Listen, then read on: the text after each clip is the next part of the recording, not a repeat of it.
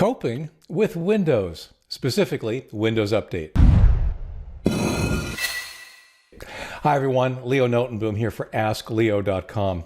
Be sure and sign up for my Confident Computing weekly newsletter. There you'll get tips and tricks and more information to keep yourself safe and use your technology with more confidence.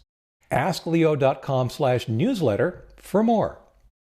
So, a few years ago, shortly after Windows 10 was originally released, I wrote a bit of an open letter, I'll call it, to Microsoft called Microsoft, We Deserve Better.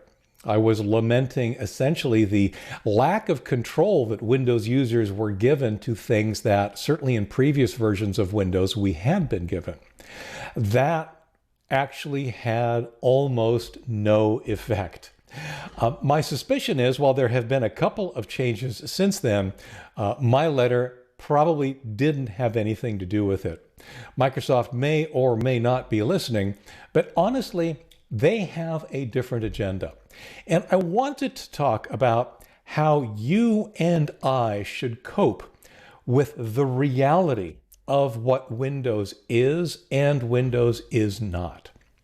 Now, one of the concerns that has been raised about Windows Update, certainly in its early days in Windows 10, was that it was not that uncommon to hear of people negatively impacted by the most recent update. Or, even better, have that update happen at a completely inopportune time. One of the approaches that I suggest we all take is to essentially assume the gun is always loaded. By that I mean, in that original letter to Microsoft, I likened Windows Update to a game of Russian roulette. You never really knew what was going to happen when you pulled the trigger on your update. One of the best assumptions we can make for safety and for sanity's sake is to assume that something bad is going to happen. Be grateful when it doesn't, which honestly is most of the time. Things have been getting better, but that doesn't mean that things are perfect, nor does it mean that things will ever be perfect. Here's what that means pragmatically. One, yes, of course, you know that I'm going to say back up. Back up when you take updates. Back up before you take updates, back up every day. Do the thing, because that way when you have a problem with an update or even something else, you've got a backup that you can revert to so that you don't end up in a really bad place where you can't just revert. The other thing, and this is counterintuitive, I think, to a lot of people, Windows updates are intended to be automatic, to happen without your thinking about them. That, to me, is counterproductive. My recommendation is that you actually take Windows updates manually on your schedule when it's convenient for you, and when you've got maybe a little extra time to perhaps deal with any fallout. Now again, there's been less and less fallout over time, but by doing it manually on your own schedule, you're not going to be surprised when Windows Update says, hey, it's time to reboot. And if something goes wrong, you're there right then to be able to fix it. Now, the ideal combination, if you are in a situation where, say, your machine, your particular situation is such that, yeah, Windows Update seems really fragile for you, great, do both. Take the backup and then take the update. Do both of them together on your own schedule. That is by far the safest thing to do with respect to Windows Update. Now, I'm often reluctant to talk about Windows Update and problems with Windows Update and how some people feel it's fragile because, honestly, it's not. What's important to understand here is that the headlines that you read about problems with Windows Update, they're not designed to inform you. They're designed to get you to click, which means that they are designed to get your interest, to make things seem a lot worse than they really are. The fact is, the vast majority of Windows 10 and Windows 11 users are taking Windows updates automatically without a hitch. By that, I mean, I don't want you to panic. You don't need to be that concerned about Windows Update.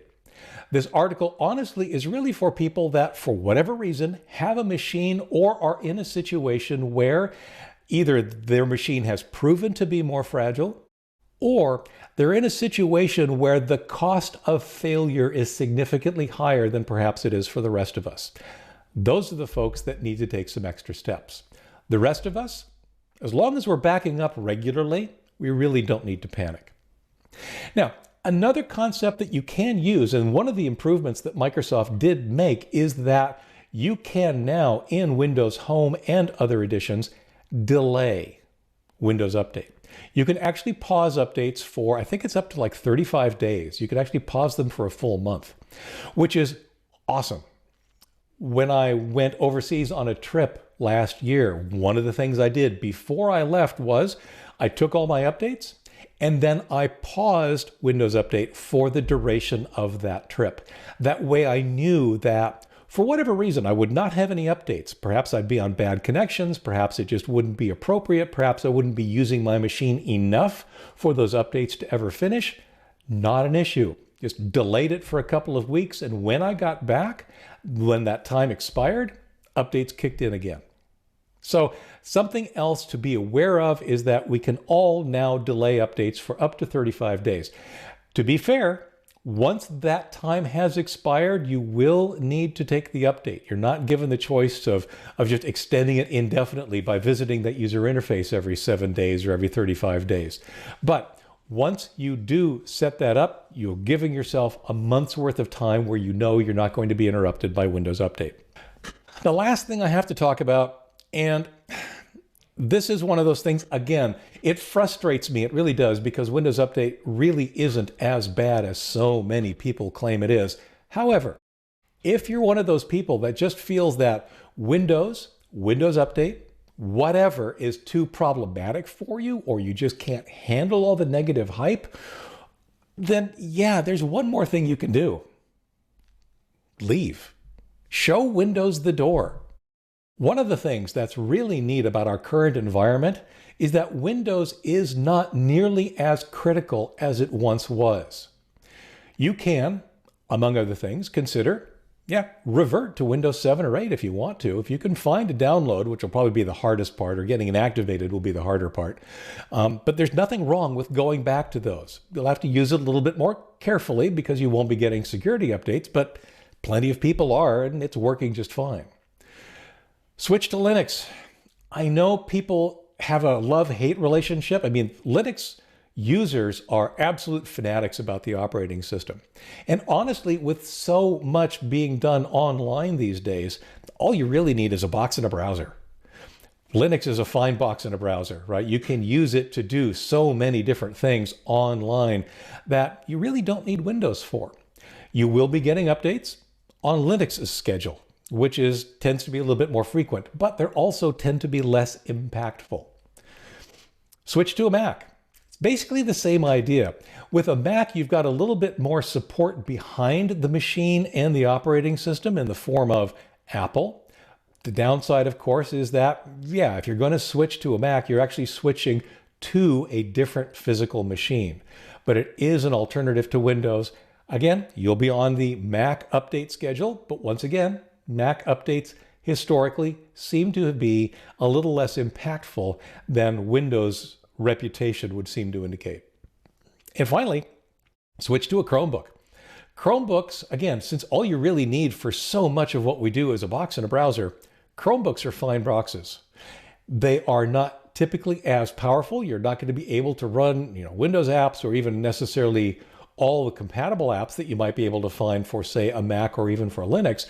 But if what you can do is supported by the apps and such that are available on a Chromebook, that's an alternative as well. It's very much like an Android phone. You will continue to get updates to the Google Play Store. But again, like your phone, it's pretty transparent and tends to be fairly solid. But again, my bottom line is that Windows isn't as bad as so many people make it out to be.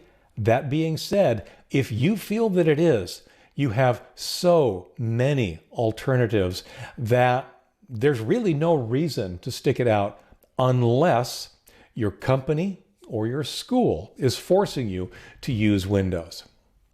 I totally get that if you're having a problem with the operating system, if you're having a problem with Windows, it can be super, super frustrating and honestly can make you really, really angry. Unfortunately, while things should just work, and yes, Microsoft could do better, things don't just work frequently. Unfortunately, should doesn't really help anybody.